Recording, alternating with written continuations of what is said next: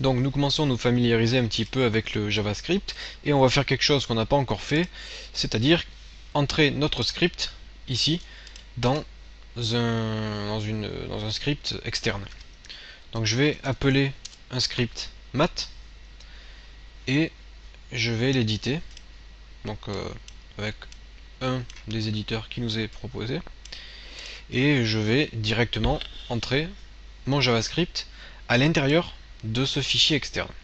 Donc là nous allons faire une librairie mathématique assez simple et je vais aller plutôt vite. Donc vous pouvez mettre vos commentaires. Par exemple, on va dire libmath pour tuto web. Voilà, vous mettez un peu ce que vous voulez et on va démarrer. Donc je vais créer une fonction somme qu'on a déjà vue précédemment avec x et y.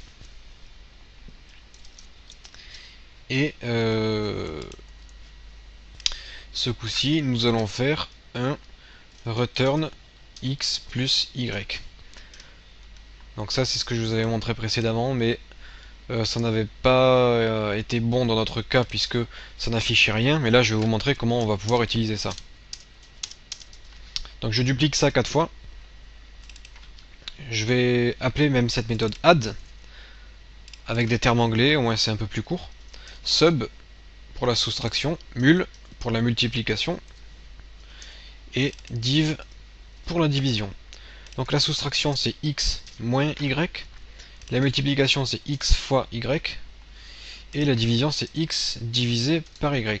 On va même pouvoir faire le mode, le modulo x modulo y qui va nous donner le reste de la division entre x et y. Là ce que je vais faire c'est que je vais déjà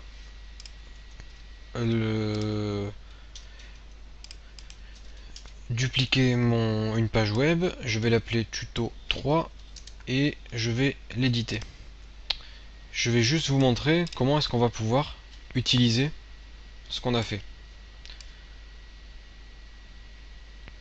D'ailleurs je peux pas le faire glisser ici. Voilà. Donc tuto 3, je vais supprimer tout ceci. Je vais supprimer tout ceci. Je vais l'appeler tuto 3. Tuto 3 ici. Et je vais lier le math.js.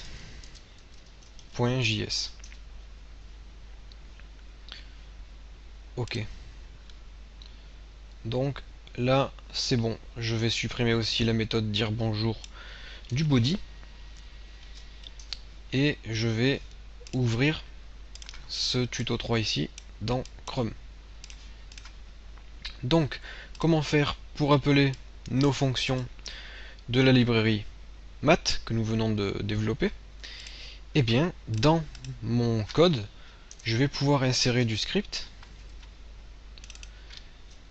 et je vais par exemple dire x égale add 2,3. Donc je dis que x c'est égal à, on appelle la fonction add et on additionne 2 et 3. Du coup x, si tout va bien, sera égal à 5. Ensuite, document.write x. J'actualise ma page et j'ai bien 5 qui s'affichent. Je vais pouvoir faire pareil plusieurs fois pour tester si toutes mes fonctions marchent. Donc je vais les appeler x2, x3, x4, x5 et j'enregistre et j'actualise. Donc là j'appelle que la méthode add. Je vais appeler sub mul div et mode. Par contre, ce que je fais, c'est que je vais dire plus, et là je vais faire un break. Histoire d'aller à la ligne à chaque fois.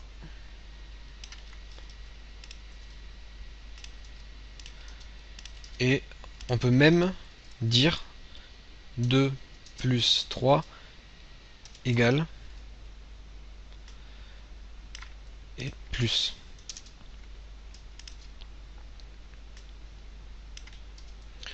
Au moins on va avoir quelque chose d'un peu plus joli. Et on va comprendre ce qu'on est en train de faire sur notre page. Donc là c'est 2 moins 3. 2 fois 3. 2 divisé par 3. Et 2 modulo 3. J'enregistre, j'actualise ma page. 2 plus 3, 5. 2 moins 3 moins 1. 2 fois 3, 6. 2 divisé par 3, 0, 6, 6, 6, 6, 6. Et 2 modulo 3, c'est 2. Donc voilà comment utiliser une librairie que nous avons développée extérieurement. Comme vous le voyez ici, on n'a pas de JavaScript, c'est juste qu'on appelle des fonctions JavaScript qui sont définies dans un script externe qui s'appelle math.js. D'ailleurs, il y a un petit truc, un petit souci, c'est que la source c'est pas math mais c'est js/math. Ici ça fonctionne, ouais. Donc là c'est une petite erreur de ma part.